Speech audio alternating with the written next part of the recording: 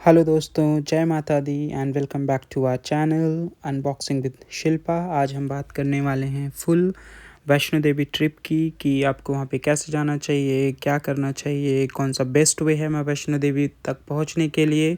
So let's quickly start. ये आप देख रहे हैं, ये माँ वैष्णो देवी का भवन है। जय माता दी। हमने अपनी जर्नी स्टार्ट करी है न्यू दिल्ली रेलवे स्टेशन से, क्योंकि हम न्यू दिल्ली रेलवे स्टेशन से एसवीडी के रेलवे स्टेशन का कोड है जो कि कटरा में है, हम वहाँ पे जाएंगे क्योंकि वहाँ से माँ वैष्णो देवी तक पहुँचना बहुत ही आसान है।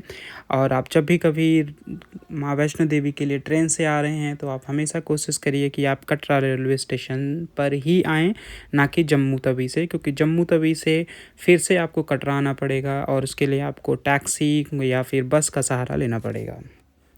न्यू दिल्ली से बहुत सारी ट्रेनें चलती हैं। हमने शिव शक्ति एक्सप्रेस लिया था और शिव शक्ति एक्सप्रेस न्यू दिल्ली से अराउंड 7 o'clock चलती है और 6 o'clock कटरा पहुंच जाती है। हम लोग आ पहुंचे हैं कटरा रेलवे स्टेशन, आप देख सकते हैं। और बहुत ही सुंदर है ये रेलवे स्टेशन। अब इस स्टेशन पे ही आप, क्योंकि हम बहुत अर्ली आए हैं, कोई भी होटल अगर आप ऑनलाइन बुक करेंगे तो 12 बजे से पहले चेक इन नहीं देगा।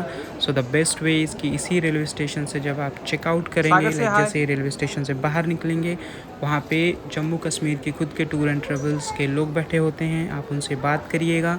They will charge you and they will give you instant room, जहाँ पे geyser and every services available होगी। हमने उनसे बात करी और उसके बाद अब हम पहुँच जाएंगे Katra Chowk. Let me show you Katra Chowk कैसा दिखता है। अब हम पहुंच चुके हैं कटरा चौक। अब हम लोग अपने होटल में जाएंगे और फ्रेश होंगे, फिर हम लोग चलेंगे अपनी जर्नी के लिए माँ वैष्णो देवी के दर्शन के लिए। जय माता दी दोस्तों, और अब हम तैयार हैं माता वैष्णो देवी तक पहुंचने के लिए, उनके दर्शन के लिए। माता वैष्णो देवी तक जाने के लिए आपको दो रास्तों का यूज़ करना पड़ता है। एक है ओल्ड और ट्रेडिशनल रास्ता जो कि बाणगंगा है, एक नया रास्ता है जो कि ताराकोटी मार्ग है। अगर आप पैदल वहाँ तक जाना चाहते हैं, हम लोग पैदल जा रहे थे, तो हमेशा सजेस्टेड ये है कि आप न्यू रास्ते से जाएं जो कि ताराकोटी मार्ग है। ये बहुत ही अच्छा है, शेड है और यहाँ पे बीच बीच में खाने के लिए हैं, वॉशरूम है। प्लस सबसे बड़ी बात क्या है कि इस रास्ते पर घोड़े नहीं होते, तो आपको कोई डिस्टर्बेंस नहीं होगी। ये ताराकोटी मार्ग का एंट्रेंस है, आप देख सकते हैं, हम आपको दिखा रहे हैं। जब आप आएंगे तो आप यहाँ से चढ़ाई शुरू करेंगे और लेते हैं माँ वैष्णो देवी का नाम। अब हम यहाँ से अपनी चढ़ाई शुरू करेंगे और जैसे जैसे हम आगे बढ़ते रहेंगे आपको बीच बीच में उसको हम दिखाते रहेंगे। अगर कभी भी आप पैदल जा रहे हैं तो आप हमेशा इस रास्ते का यूज़ करें, क्योंकि ये रास्ता बहुत ही सरल है और 2 किलोमीटर लंबा है, बट आपको पता नहीं चलेगा। फर्स्ट सिक्योरिटी क्लियरेंस के बाद आप जैसे ही आगे बढ़ेंगे, आप देख पाएंगे कि यहाँ पर शुरू में ही आपके लिए खाने की व्यवस्था है। आप चाहें तो यहाँ पर कुछ भी हल्का फुल्का खा सकते हैं। और इसके बाद इस रास्ते का जो सबसे अच्छा फ़ायदा है वो यही है कि आपको बीच बीच में हर थोड़ी थोड़ी जगह पर रेस्टोरेंट मिलेंगे, वॉशरूम है, रास्ता बहुत क्लीन है, प्लस शेड है, क्योंकि आप ऊपर आते हैं तो हमेशा लैंडस्लाइडिंग होती रहती है, कभी कभी छोटे छोटे पत्थर गिरते रहते हैं। जो ये रास्ता है, ये रास्ता पूरा कवर्ड है और इस रास्ते में अगर कुछ छोटी छोटी चीज़ें गिरती हैं तो वो आपको कभी इम्पैक्ट नहीं करेगी। प्लस कभी बारिश हो गई, कुछ हो गई, तो from that point of view also जो नया ताराकोटी मार्ग है फॉर पैदल यात्रियों के लिए सबसे अच्छा मार्ग कहा जाता है। अब हम जैसे जैसे हम लोग आगे आगे चढ़ाई करते हैं, आप देख सकते हैं कि ये रास्ता बहुत ही कम क्राउडेड है, एक तो ये भी बड़ी बात है। प्लस जैसे ही आप थोड़ी दूर चलते हैं, यहाँ पर एक व्यू पॉइंट भी बनाया हुआ है जहाँ पे आप फ़ोटो खींच सकते हैं। इस तरह के जो व्यू पॉइंट है वो केवल न्यू रास्ते पर ही है, आपको पुराने वाले रास्ते पर नहीं मिलेगा। बट पुराने रास्ते की एक बात बताना चाहूँगा दोस्तों आपको, कि जो वो वाला रास्ता भी हम आपको दिखाएंगे, क्योंकि जब हम इस रास्ते से जाते हैं तो वापस जब हम लौट के आएंगे तो हम बाणगंगा वाले रास्ते से ही लौट के आएंगे। लेकिन अगर आपको कभी भी घोड़े से जाना है तो इस रास्ते से घोड़ा नहीं मिलेगा आपको। उसके लिए हमेशा आप बाणगंगा पे जाएं। और अगर कभी आप रेलवे स्टेशन से ही डायरेक्टली चढ़ाई करना चाहते हैं, आप होटल नहीं लेना चाहते हैं, तो आप वहाँ से भी सीधा ताराकोटी मार्ग आ जाइए। वापस आप बाणगंगा मत जाइए। अगर आपको घोड़ा लेना है तो बाणगंगा जाइए, और या फिर अगर आपको खड़ी चढ़ाई करनी है जो कि बाणगंगा से है तो फिर आप उधर जाइए। आप ये व्यू देख सकते हैं, यहाँ पर ये व्यू बहुत अच्छा है। आप हमेशा यहाँ पे रुक के थोड़ी देर फ़ोटोग्राफी कर सकते हैं, वीडियोज़ बना सकते हैं। इस तरह की छोटी छोटी चीज़ें यहाँ पर बनाई गई हैं। धीरे धीरे आगे मैं आपको ये भी दिखाऊंगा। इस रास्ते पे आपको ऑलमोस्ट काफ़ी अच्छे रेस्टोरेंट्स अवेलेबल हैं जहाँ पे आप रुक के थोड़ा बहुत खा सकते हैं, जलपान कर सकते हैं और आप आराम कर सकते हैं, क्योंकि जैसे जैसे आप चलते हैं आपको थोड़ा सा थकावट फील होती है, लेकिन आप जय माता दी का नाम बोलते रहिए, आपको बिल्कुल भी थकान महसूस नहीं होगी। उसके बाद जब आगे चलते हैं आप, तो थोड़ी दूर चलने पर ही आप देख सकते हैं आपको मैकडॉनल्ड्स का रेस्टोरेंट दिख जाएगा, जहाँ पर आप रुक के बर्गर फ्रेंच फ्राइज़ खा सकते हैं। यहाँ पर बिना लहसुन की चीज़ें मिलेंगी, कोई भी प्याज यूज़ नहीं होगा, क्योंकि आप माँ वैष्णो देवी के दरबार आए हुए हैं। तो आप मैकडॉनल्ड्स बैठ के, मैकडी है यहाँ पे, so you can have your favourite burger here.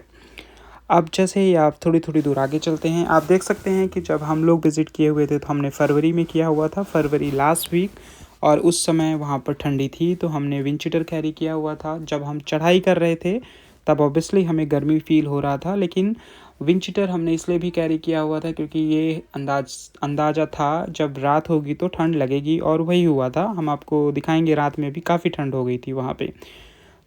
जैसे ही आप मैकडॉनल्ड्स के आगे चलते हैं, आप देख सकते हैं कि अभी भी यहाँ पे क्राउड कम है, क्योंकि अभी जिस सीज़न में हम लोग आए हुए थे ये इतना पीक सीज़न नहीं है। इस समय बहुत ही कम जो दर्शनार्थी होते हैं आते हैं, और लोगों की छुट्टियां नहीं होती हैं, वो एक अलग भी रीज़न है। और हम लोग वीक डेज़ में गए हुए थे, हमने माता रानी के दर्शन सोमवार को किए थे, एक वो भी अलग रीज़न था। फिर जैसे ही आप थोड़ी दूर और चलते हैं, आपको एक और व्यू पॉइंट मिलता है जहाँ पे फाउंटेन्स हैं, फव्वारे हैं, और ये जो व्यू पॉइंट है ये बहुत ही अच्छा है। आपका मन मोह लेगा, पिछले वाले की तरह से भी अच्छा है। और यहाँ पर एक चीज़ ये भी है कि यहाँ पर एक लंगर भी है, और वो इसी व्यू पॉइंट पे है जो दूसरे व्यू पॉइंट को क्रॉस करके आप आए हैं। आप देखेंगे अभी यहाँ पे वो लंगर है, और वो लंगर, ये जो लंगर है ये फ्री है 100%। यहाँ पे आपको कोई पैसा नहीं देना होता है। खाने के बाद उनका दान पात्र है, अगर आपकी कोई श्रद्धा है तो आप अपनी श्रद्धा अनुसार उस दान पात्र में पैसे डाल सकते हैं, अन्यथा आपसे नहीं कहा जाएगा कुछ भी ऐसा करने के लिए। यहाँ पर ये जो लंगर है ये 24 घंटे निःशुल्क है। आप कभी भी जा रहे हैं या आ रहे हैं तो आप यहाँ पर बैठ के खा सकते हैं। प्रॉपर टेबल्स हैं, सब कुछ हैं। आप अंदर जाएंगे, जो आप दिख रहा है यहाँ पे बैठेंगे, प्रॉपर खाएंगे। और ये वाला जो लंगर है इस तरह से ये इस न्यू ताराकोटी मार्ग पर है, जो कि 24 आवर्स अवेलेबल है। बाणगंगा मार्ग पर लंगर अवेलेबल है, लेकिन वो जो है वो टी सीरीज़ के द्वारा चलाया जाता है, बट उसकी टाइमिंग शायद अर्ली मॉर्निंग होती है, कुछ 24 आवर्स नहीं है। 24 आवर्स जो लंगर है वो केवल इसी रूट पे अवेलेबल है। यहाँ पर भी आप फ़ोटोग्राफीज़ कर सकते हैं। इस रास्ते का सबसे अच्छा फ़ायदा यही है कि आपको थकान नहीं महसूस होती, इसलिए क्योंकि एक तो आप, सबसे बड़ी चीज़ है, जय माता दी कहते रहते हैं, आगे बढ़ते रहते हैं, तो आपको बिल्कुल थकान नहीं फ़ील होता है। लेकिन हर छोटी-छोटी जगहों पर आपको कुछ ऐसे व्यू पॉइंट्स दिए हुए हैं, बैठने के लिए दिया हुआ है, वॉशरूम दिया हुआ है, प्लस यहाँ पर आपको कुछ ना कुछ खाने का रेस्टोरेंट्स अवेलेबल है। तो वो आपकी जिज्ञासा बढ़ाता रहता है, और आप जय माता दी बोलते रहते हैं और आगे बढ़ते रहते हैं। फिर जैसे ही हम थोड़ी दूर आगे चले, आप देखेंगे और आप देखकर बहुत ही खुश होंगे कि आपको कैफ़े कॉफ़ी डे का भी शोरूम अवेलेबल है। यहाँ पर आपको बर्गर प्लस सीसीडी की कॉफ़ी मिल जाएगी, जो कि आप पीकर एंजॉय कर सकते हैं। जय माता दी दोस्तों। अब हम आगे चलते हैं और आपको दिखाते हैं कि रास्ता कैसा है ये, ताकि जब भी आप कभी आएँ आप बहुत ही प्यार से डिसीज़न ले पाएँ कि आपको उस रास्ते से जाना है या इधर से आना है। जब आप दिन में चढ़ाई कर रहे होते हैं तब ये रास्ता सबसे बेस्ट है, क्योंकि इस रास्ते पर भीड़ कम है। लेकिन रात में इस रास्ते से हम लोग कभी उतरे नहीं हैं, तो हमें नहीं पता ये रास्ता कैसा है, बट जो दिखने में लगता है कि इस रास्ते पर सबसे ज़्यादा लाइटिंग है, तो होपिंग कि नाइट में भी ये रास्ता सेफ़ ही होगा। बट नाइट में उतरने के लिए हमने हमेशा ही बाणगंगा वाला रास्ता यूज़ किया है, क्योंकि काफ़ी थक जाते हैं तो सीढ़ियों का सहारा लेते हैं, और उस सीढ़ियों से होते हुए सीधा नीचे पहुंच जाते हैं। तो उस रास्ते का एक फ़ायदा ये भी है कि हमेशा आपको वहाँ पे शॉपिंग भी बहुत सारी अवेलेबल हैं, बहुत सारे शॉप्स हैं जहाँ से आप प्रसाद और घर के लोगों के लिए अलग अलग सामान खरीद सकते हैं। जय माता दी दोस्तों। और आप देखेंगे कि बहुत ही जल्दी हम लोग अर्ध कुमारी पहुँच चुके हैं। ये अर्ध कुमारी है और अर्ध कुमारी पे जो माँ है, माँ गर्भजून, यहाँ पे गर्भजून का जो टेम्पल है वो है। कहा जाता है कि जब माँ 9 महीने तक विश्राम कर रही थी तो यहाँ पर थी वो, इसीलिए इसको गर्भजून भी कहा जाता है। इनके दर्शन काफ़ी दुर्लभ होते हैं क्योंकि बहुत ही टाइम लगता है, पर्ची मिलती है तो आप वो ले सकते हैं। आपको अभी हम वो भी दिखाते हैं कि कहाँ से पर्ची मिलेगी और अर्ध कुमारी कैसा दिखता है। जब भी आप कभी आएँ, ये देखिए ये अर्ध कुमारी का टेम्पल है। वहाँ से हम लोग पहले अर्ध कुमारी आए थे और हमने यहाँ से पर्ची ली थी। इसके बाद फिर हम लोग भवन की तरफ जाएंगे। तो जब भी आप यहाँ आएँ, आप हमेशा कोशिश करें कि देखें कि कितनी भीड़ है, कितना नंबर है और आपको कितना टाइम लगेगा उनके दर्शन मिलने में। यहाँ पर आप देख सकते हैं ये मेन मंदिर है। हालांकि यहाँ पर एक आदमी एक ही बारी में जा सकता है। गुफा बहुत ही नैरो है। आपको लेट के जाना होता है और लेट के वापस आना होता है। तो एक आदमी को प्रोबेबली 5 से 7 मिनट लगता है दर्शन करने में। और जो कि ये भी है कि जैसे यहाँ पे ग्रुप में लोगों को भेजते हैं, एक साथ 100-150 लोगों को भेज देते हैं, फिर उनका कंटिन्यूसली 5-6 घंटे दर्शन चलता रहता है। उसके बाद फिर आपको नंबर मिलता है। ये पूरा का पूरा व्यू पॉइंट है माँ अर्ध कुमारी का। आप अर्ध कुमारी का दर्शन आप कीजिए। इसके बाद हम लोग यहाँ से वापस चढ़ेंगे, फिर चलते चलते माँ के द्वार पर पहुँच जाएंगे। यहाँ से पर्ची कक्ष में जाने के लिए आप यहाँ से सीधा जा सकते हैं, वहाँ पे आपको पर्ची मिलेगी। यहाँ पर भी आपको बीकानेर प्लस सागर रत्ना और बहुत सारे रेस्टोरेंट इसी लेन में अवेलेबल हैं। अगर आपको यहाँ पर भी खाना है तो आप खा सकते हैं। और वापस जाने के लिए अब हम वापस चलते हैं माता वैष्णो देवी के लिए। यहाँ से हम लोग काफ़ी आगे की चढ़ाई किए और अब आप देख सकते हैं कि माँ वैष्णो देवी के भवन से हम लोग 1 किलोमीटर दूर हैं। जो माँ वैष्णो देवी का भवन है वो 5 किलोमीटर है फ्रॉम अर्ध कुमारी। 4 किलोमीटर हम लोग चल चुके हैं और अब आप देख सकते हैं कि वो 1 किलोमीटर है।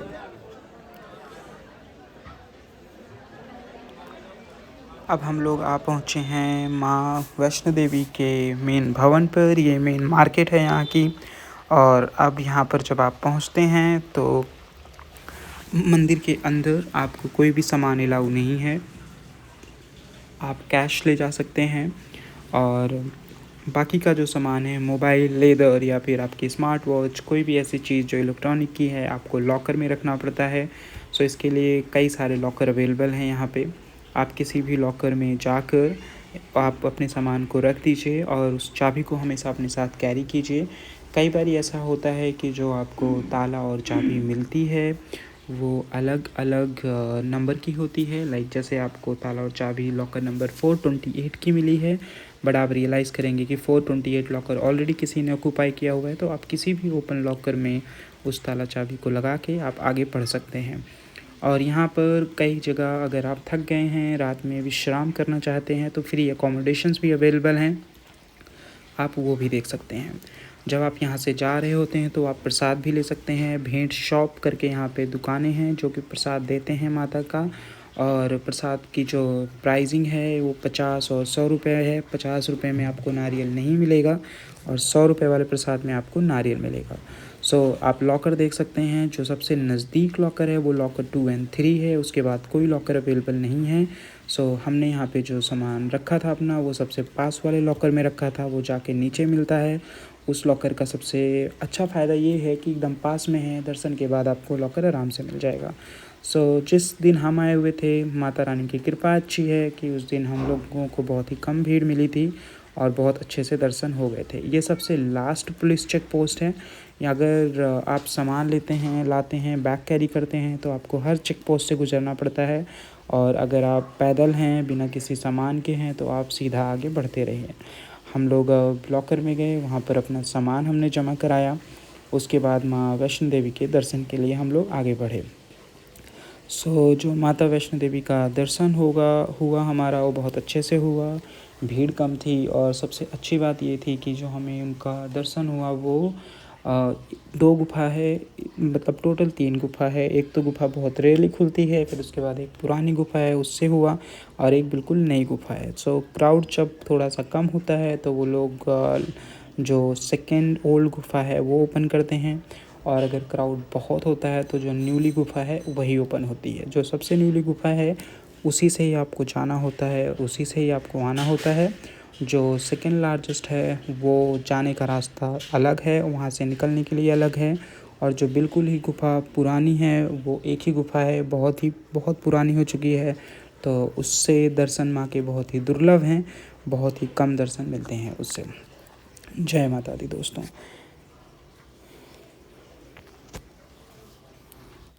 कहा जाता है कि माता वैष्णो देवी के दर्शन के बाद भैरव के दर्शन अनिवार्य हैं, तो भैरव के दर्शन के लिए हम लोग रोपवे की लाइन में लग गए। यहाँ से हमने टिकट ख़रीदा। टिकट के बाद आपको यहाँ से आप देख सकते हैं प्रवेश गेट है, इससे लाइन में लगना पड़ेगा, और उस लाइन में लगने के बाद आपको एक और लाइन में लगना पड़ेगा। So after getting ticket almost 10 to 20 minutes का प्रोसेस है, जिसके बाद आप रोपवे पे पहुंच जाते हैं। और एक बारी में ये जो रोपवे है ऑलमोस्ट 40 to 45 पैसेंजर्स को कैरी करता है। 100 रुपीज़ की फेयर कॉस्ट है माँ वैष्णो देवी टू भैरव टेम्पल के लिए, लेकिन इस कॉस्ट में आप जा भी सकते हैं और आ भी सकते हैं। सो हम सिर्फ आए थे, क्योंकि उसके बाद हम वापस भैरव टेम्पल से नीचे सीधा कटरा के लिए उतरने लगे थे। सो अब हम लोग आ चुके हैं भैरव। जब आप रोपवे लेते हैं तो बहुत ही जल्दी आप यहाँ पर पहुँच जाते हैं, मुश्किल से 4 मिनट लगता है आपको। उसके बाद आप भैरव की तरफ चलते हैं। अब हम आपको दिखाते हैं भैरव मंदिर। भैरव मंदिर में जाने के लिए आपको ऐसा कोई क्लॉक रूम नहीं है जहाँ पे आपको सामान वगैरह कुछ रखना है। आप अपना मोबाइल और वॉलेट, लेदर्स, मतलब जो भी आपका बेल्ट है आप उसे ईज़िली कैरी कर सकते हैं। और आप यहाँ पर बहुत ही छोटा सा रास्ता है, थोड़ी सी सीढ़ियाँ हैं, ये देख सकते हैं आप। सीढ़ियाँ चढ़ने के बाद आप दर्शन कर सकते हैं भैरव बाबा के। भैरव बाबा के दर्शन के बाद भैरव के टेम्पल पर ही आप देख सकते हैं बहुत सुंदर सुंदर सी पहाड़ियाँ हैं। यहाँ से माता का भवन भी दिखता है। आप यहाँ पर फ़ोटो खींच सकते हैं, आराम कर सकते हैं। आप इस व्यू को एंजॉय कीजिए। उसके बाद हमने वहीं से ही सीढ़ियाँ लेना शुरू करी। वहाँ से उतरे हम लोग अर्धकुमारी आए, फिर वहाँ से सीढ़ियों के साथ उतरते गए। और आप जैसे ही उतरेंगे आपको बहुत सारी शॉप मिलेगी, आप रात का नज़ारा भी देख सकते हैं। सो यहाँ पर जैसे ही आप नीचे उतरते हैं, जब आप ऑलमोस्ट पहुँचने वाले होते हैं तो आपको सीढ़ियों पर ही बहुत सारी शॉप्स दिखती हैं, जिन शॉप्स को जहाँ से आप प्रसाद खरीद सकते हैं, कड़े खरीद सकते हैं, या फिर किसी भी रिलेटिव्स के लिए आपको अगर कोई अदर प्रोडक्ट्स ख़रीदना है तो आप यहाँ से ख़रीद सकते हैं as a prasad to carry along with you. So आप देख सकते हैं बहुत सारी शॉप्स अवेलेबल हैं, आप इन शॉप्स को देखिए।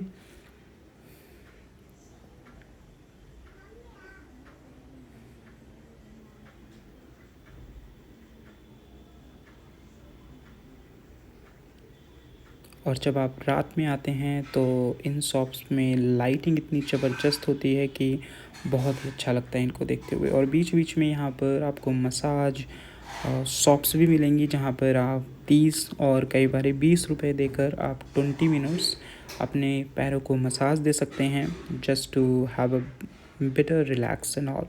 सो वो एक अलग एडवांटेज है।